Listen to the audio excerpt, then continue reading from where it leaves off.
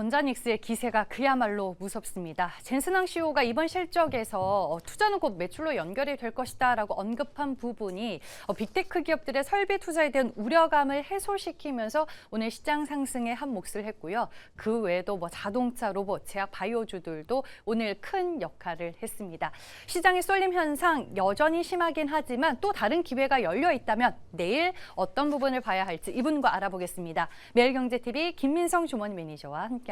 안녕하세요. 네, 안녕하십니까. 네, 오늘 많은 투자자분들이 또 이런 얘기를 하고 있어요. 국내 증시가 멈추지 않는 설국열차다. 그리고 이 강한 상승세, 이 쏠림 현상 언제까지 이어지나요? 이런 질문들을 이제 유튜브에 댓글로 많이 남기셨는데 오늘 시장 어떻게 보셨을까요? 저는 사실 이 쏠림 현상에 대한 좀 분산이 좀 오늘은 약간 느껴졌다라고 보긴 하거든요. 근데 네.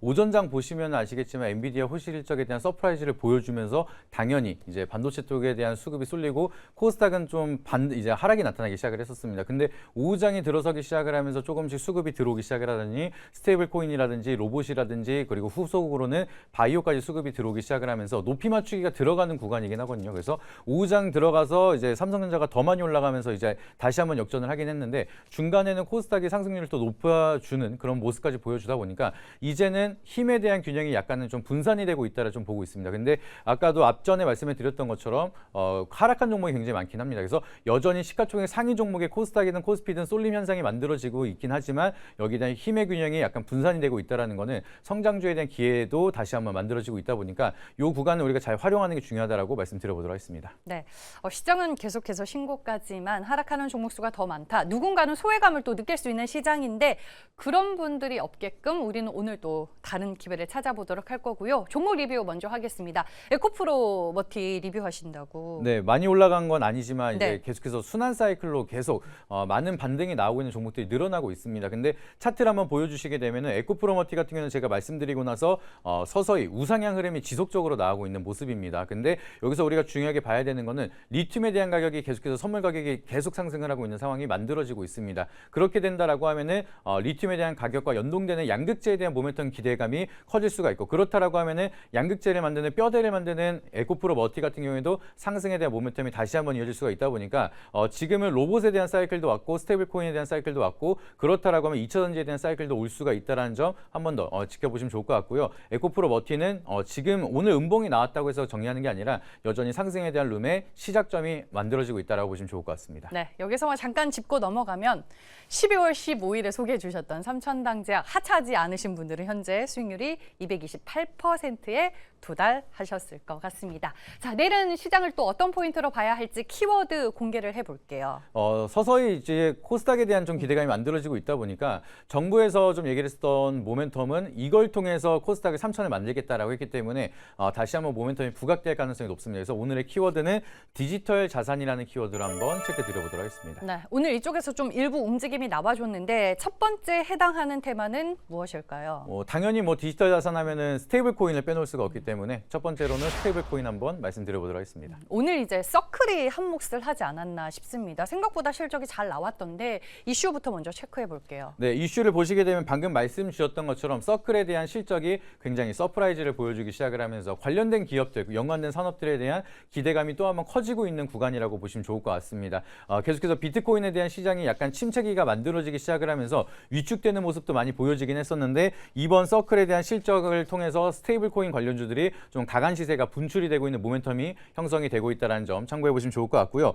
뿐만 아니라 이 모멘텀이 부각이 되기 시작을 하면서 비트코인 시장에도 유입되는 자금들이 많이 늘어나기 시작을 했습니다. 7만 달러를 다시 회복을 하면서 비트코인에 대한 상승 그리고 이더리움도 같이 상승을 하기 시작을 하면서 가상자산에 대한 활용도가 다시 한번 기대감이 커지고 있는 만큼 여기에 연계될 수 있는 스테이블 코인에 대한 관련주들도 주목해보자라고 말씀드려보도록 하겠습니다. 네, 그 외에 그러면 스테이블 코인 쪽에서 주가 상승의 재료가 될 만한 장점 뭐가 더 있을까요?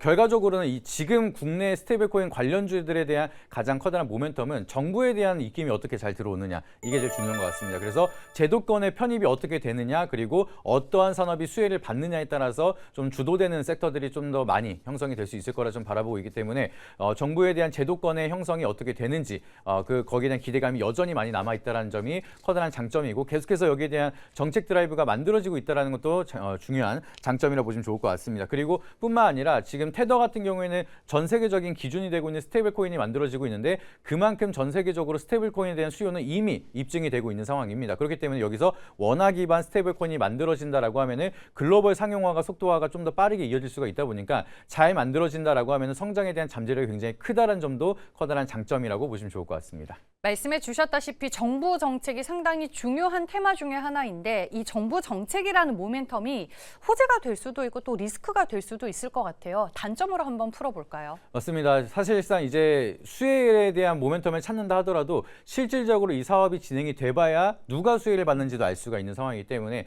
현재 구간에서는 미지수로 남아있는 게 아직까지는 단점이다라고 좀 보시면 좋을 것 같습니다. 그리고 정책에 대해서 우리가 예상했었던 정책이 나오지 않고 약간 딜레이 되는 정책이 나온다라고 하면은 실망 매물이 좀 빠르게 만들어질 수가 있다 보니까 정책에 대한 의존도가 너무 높다라는 게 장점이 될 수도 있지만 단점으로 될 수가 있어서 여기에 대한 변동성이 잘 대응이 필요하다는 점도 미리 말씀드려보도록 하겠습니다. 네, 첫 번째 테마는 스테이블 코인에 대해서 저희가 자세하게 알아봤습니다. 다음 두 번째 테마는 무엇일까요? 결과적으로 이제 디지털 자산에 대한 활용도가 시장에 대한 유동성을 그만큼 늘린다라는 의미이기 때문에 여기에 가장 큰 수혜를 받을 수가 있는 거는 결과적으로는 증권주기 때문에 두 번째로는 증권주 테마 한번 체크 드려보도록 하겠습니다. 네, 오늘 이런 기사를 봤습니다. 지금 객장에 대기번호가 90번에 달해서 직원들이 점심도 못 먹을 정도다라고 하는데 이슈로 한번 확인을 해볼게요. 네, 지금 보시면은 증권에 대한 각광이 어마무시하게 만들어지기 시작을 하다 보니까 많은 분들이 좀 이제 연세 있으신 분들은 ETF 살라고 증권에 가서 직접 매수를 할 정도로 방금 말씀드린 것처럼 굉장히 화랑기가 이어지고 있다라고 보시면 좋을 것 같습니다. 그래서 이렇게까지 화랑기가 이어지다 보니까 반도체가 증시를 이끌었지만 실적에 대한 모멘텀의 기대감이 같이 커플링이 될 수가 있는 게 증권주기 때문에 6,000P가 올라가기 시작을 하면서 증시에 대한 화랑기에 가장 커다란 수혜주로 증권주가 꼽히고 있는 상황입니다. 그렇기 때문에 증권주들도 끊임없이 계속해서 전고점을 돌파하고 신고가 행진을 하고 있는 상황이라 보시면 좋을 것 같고요. 그리고 이제 자사주 소각에 대한 의무화라든지 적대적 M&A에 대한 노출 우려감이 형성이 된다라고 하지만 결과적으로 이러한 업무들을 하는 건 결과적으로는 증권사에 대한 추가적인 수익이 될 수가 있다 보니까 지금 상법 개정안에 대한 가장 커다란 메리트를 가져가는 것도 증권주, 시장에 대한 활성화에 대한 수혜를 가져가는 또 증권주기 때문에 여전히 증권주에 대한 모멘텀은 지속적으로 갈 가능성이 높다라고 보시면 좋을 것 같습니다. 요즘에는 증권계좌 만들기가 옛날에 비하면 너무나도 손쉬워졌기 때문에 또 수혜 아닌 수혜를 누리고 있을 것 같은데 장점 먼저 체크해 볼게요. 결과적으로 가장 커다란 장점은 지수 상승에 대한 실적의 가시화가 가장 빠른 게 증권주기 때문에 계속해서 증시가 올라가고 유동성이 늘어난다라고 하면은 우리가 미리 증권주에 대한 실적이 예상 추정치가 가능하다 보니까 상승에 대한 모멘텀을 좀 더 빠르게 가져갈 수가 있는 게 커다란 장점이라 보시면 좋을 것 같습니다. 그리고 앞전에 말씀을 드렸던 것처럼 정책에 대한 의존도가 너무 높은 스테이블 코인 같은 경우에는 그게 단점이 될 수 있다라고 말씀드렸는데 증권주 같은 경우에는 제도에 대한 리스크가 좀 낮고 이제 사업이 굉장히 모델이 명확하기 때문에 실적에 대한 모멘텀이 굉장히 단순하고 이게 호재가 반영이 되고 있는 상황이라서 상승에 대한 모멘텀이 명확하다라는 게 가장 커다란 장점이라고 보시면 좋을 것 같습니다. 네, 반면에 단점으로 뭘 유념할까요?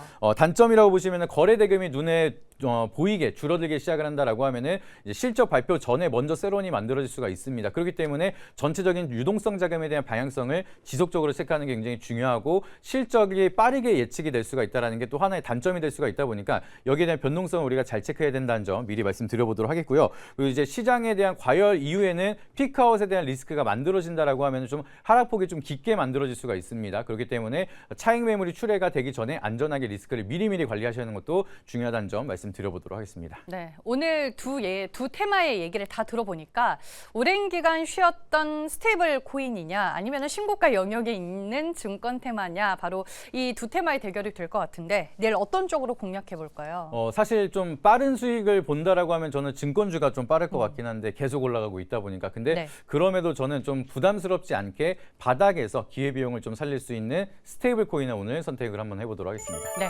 스테이블 코인 안에서는 어떤 종목이 매력적이죠?